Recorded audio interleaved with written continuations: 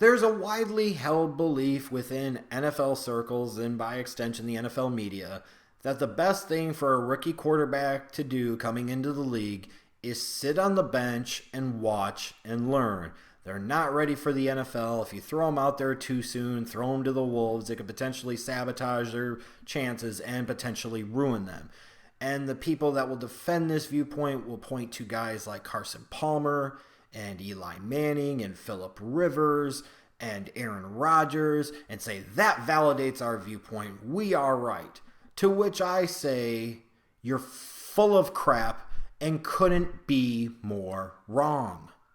It's easy to look back through the scope of history and treat all situations the same when they're not. It's easy to have said back in 2003 that Carson Palmer should have sat as a rookie behind John Kitna. But again, this was a guy in Kitna who at least was an adequate level starting NFL quarterback at that time. So you could have made the argument with Carson Palmer coming from USC as a rookie that Kitna would have put his team in the best position to win in 2003. Then you look at a guy like Eli Manning. He was traded up for by the Giants, brought in, and you had Kurt Warner there, a former two-time league MVP and Super Bowl champion.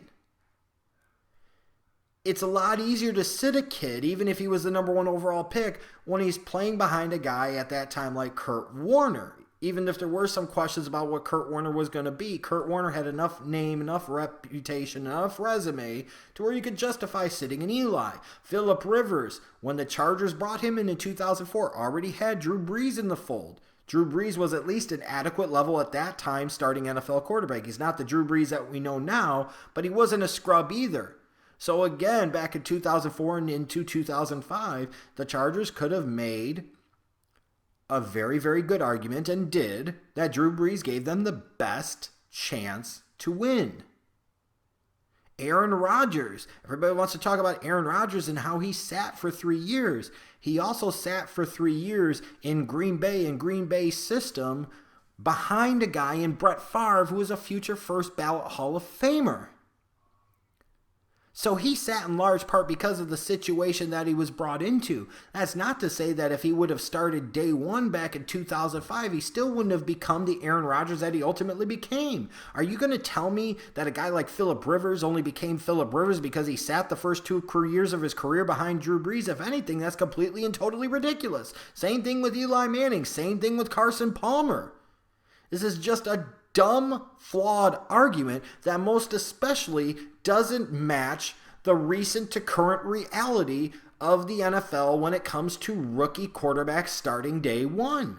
When it comes to drafting a quarterback in the first round of the NFL draft, teams primarily do it for one reason. They need a guy at that position. They are borderline desperate for it. And sometimes they draft one in round one or really high in round one, and it's based off of flawed evaluations and teams just miss. But ultimately, they are taking a quarterback there for a specific reason. The vast majority of the time, the reason is you don't have that answer in-house.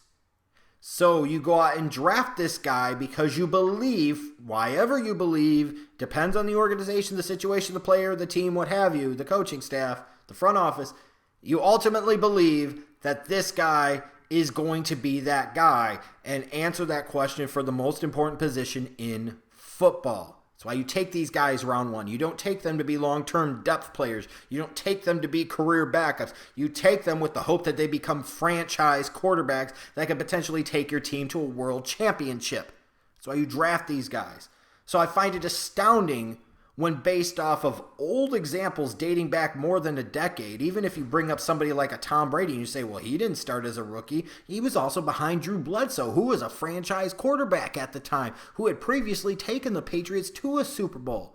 These are not very comparable situations. The vast majority of these guys that are drafted round one and particularly drafted high are drafted into bad situations where you don't have that caliber of quarterback in front of them. So you're taking this guy because you need this guy to become that guy, knowing that you already didn't have the answer on your roster. If you felt strong enough to take that guy that high and know that you didn't have the answer, and that's part of the reason why you took the guy that high, then they must play, and they must play right away, because this whole notion of them sitting and learning and watching and that being the best way to go is just dumb, complete, outdated thinking. It is crap. Any other work that you do in your life, ultimately the best way to learn, no matter how great the training program is, no matter how great the whole follow-up is, it's hands-on experiences where you learn the most. It's not to say that the classroom stuff and the other training isn't important, but ultimately nothing is more important than the hands-on experience. That is where you learn the vast majority of the job.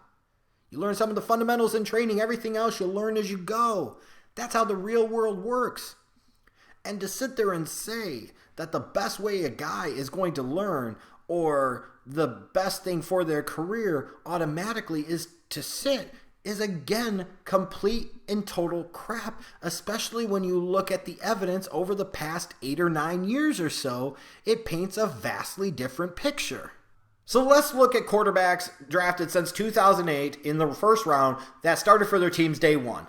And then let's compare that to other quarterbacks that were drafted in round one that didn't start day one, and let's compare the careers. 2008, who started day one? Matt Ryan, Joe Flacco. 2009, Matthew Stafford, Mark Sanchez. 2010, Sam Bradford. 2011, Cam Newton. 2012, Andrew Luck, RG3, Ryan Tannehill. 2013, EJ Manuel. 2014, there was nobody, unless you want to throw in Derek Carr, but he was again a second-round pick. 2015, Jameis Winston, Marcus Mariota. 2016, Carson Wentz. These are all quarterbacks drafted in round one that started week one, day one for their team their rookie year. And while you have notable busts like EJ Manuel and Mark Sanchez, and you could say RG3, let's not forget RG3 was a rookie of the year. RG3 was making the debate between him and Luck very interesting in his rookie year. The fact is the vast majority of these guys that were drafted as rookies that played day one were better off for it and ended up becoming that dude. And you could say Sam Bradford was kind of mediocre, but Cam Newton's former league MVP. Matthew Stafford helped really turn around that Lions franchise. Matt Ryan's been to a Super Bowl. Joe Flacco won a Super Bowl. Derek Carr has the Raiders on a whole new trajectory. He really turned around that organization. Andrew Luck's been kind of sabotaged by his organization. Otherwise, he might have a ring by now. Ryan Tannehill's been average at best, but he's been most certainly better than other guys that didn't start day one when they were drafted in the first round.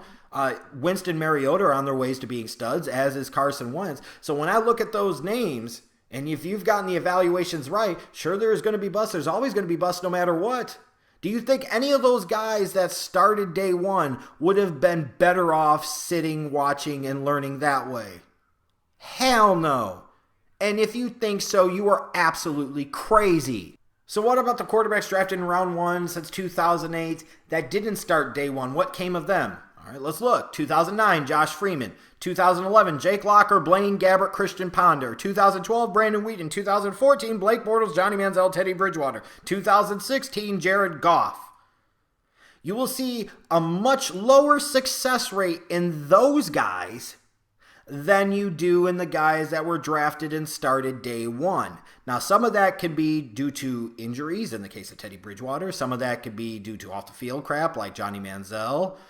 Some of that could be due to a variety of different factors. But ultimately, the vast majority of these guys that were drafted in the first round that did not start as rookies day one ended up being bust at a much faster and higher accelerated rate than the guys drafted in round one as quarterbacks that started week one as rookies. Do we ever think that sometimes, yes, maybe it could be due to incompetence of a coaching staff and a front office as to why these quarterbacks don't work out? Sometimes it could just be due to a poor evaluation. Or sometimes could it be the fact that the reason a lot of these guys didn't start day one is just because they weren't good enough to start day one, which was an early indication that you have problems, that this guy might ultimately not be the answer.